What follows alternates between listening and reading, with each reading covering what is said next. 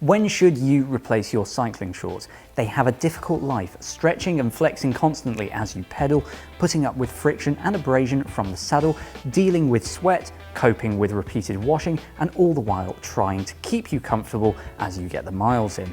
With such a tough job to do, your shorts can't last forever, so when exactly should you retire them? Before we dive into the world of bib shorts, don't forget to subscribe and hit the bell icon to be notified when we post a new video, and give this video a like if you find it useful. It's no secret that cycling can be a rather expensive sport. You can, if you want to, spend a small fortune on cycling clothing, and there are numerous examples these days of bib shorts going in excess of £200. Premium cycling brands will tell you that their top-end bibs will give you a number of performance benefits, but what about wear rate? Once you've shelled out that amount of money for shorts, you'd probably like them to last a good few years, right? We've spoken to the brands themselves to find out what you should look for when you've been riding in the same shorts for a few years. In an ideal world, we'd have been able to give you a nice simple number, be that years of service, miles ridden, hours in the saddle, that you could use to decide whether your shorts need replacing. Unfortunately, it's a little more nuanced than that. There are a load of external factors to consider, such as your weight, riding style, position on the bike, the climate that you ride in, how often you decide to have a crash. All of these things, the final one being the most destructive, will play a part in the service life of your favourite cycling shorts. Right, let's turn to what the experts say about the three main considerations: the fabric, the pad, and finally the washing of your cycling shorts.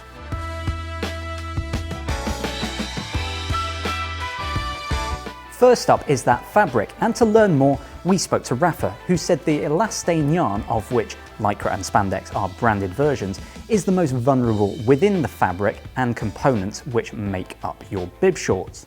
The elastane gives the fabric its stretch and power, keeping the shorts feeling compressive, supportive, and ensuring it doesn't go see-through. Although Rafa specs a specific version for sport, the conditions that it's used in are very aggressive to the elastane yarn. Sweat, sunlight, abrasion, road spray, frequent washing and repeated stretch cycles means it's usually the first thing to show signs of deterioration. As the yarn loses its elasticity and return, the fabric will also start to feel looser and less stretchy. You can often see the elastane turning lighter before finally breaking and showing as a loose white yarn on the fabric surface. The looseness in the knit will cause the fabric to have see-through patches. If you've ever sat behind someone whose shorts are past their best, you'll know what Rafa are talking about. It's not a pretty sight, and you need to have a quiet word with that rider. Thankfully, there are some things that you can do to extend the life of the fabric. First is getting shorts with the correct fit. Rafa says that too tight and the yarns will be overstretched. Too loose and they will be subject to more rubbing and creasing. So make sure that your shorts are comfortably close-fitting. To protect the fabric, special attention should also be paid to how you wash your shorts. Follow the care instructions and avoid using biological detergents, as this decays the elastane. Beyond this, a good bike fit and correct saddle will help prevent your shorts from wearing out in a particular spot.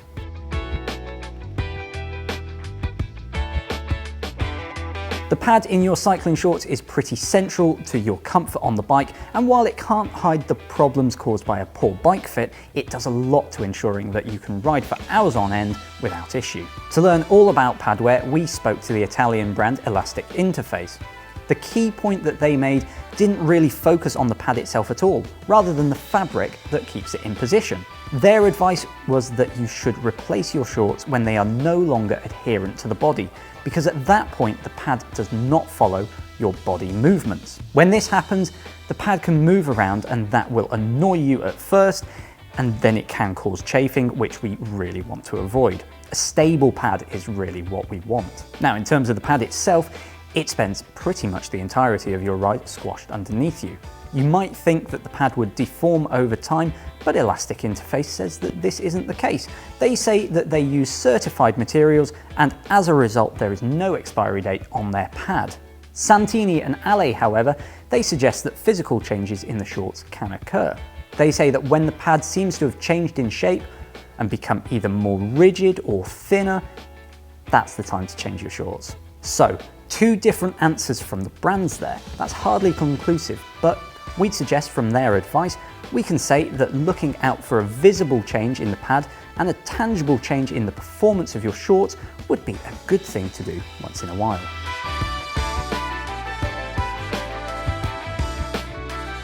When it comes to washing, firstly, we want to point out that the brands that we spoke to said that yes, you should wash your shorts after every ride. So there you go, no more pulling them out of the wash basket because you've forgotten to wash them. The combination of warmth, moisture and dead skin cells providing nourishment makes bib shorts the perfect place for bacterial growth. That sounds lovely. While most pads are treated with some form of antibacterial treatment, Rafa says that there are many infection risks associated with dermal abrasion during cycling. Using clean shorts mitigates this risk, so it's worth doing. So we know that we should be washing our shorts. That seems obvious, but a trickier question relates to how to wash them. Should you wash the bibs with other cycling clothes only, or is it fine to throw them in with your regular clothes? The key point when it comes to how to wash your cycling shorts is one that all brands seem to agree on. They put washing instructions on their products for a reason, and those instructions are there to be followed. DHB was one brand that specifically warned against using softeners or conditioners, and they also advised us to turn the shorts inside out to give the pad as much exposure to the detergent as possible.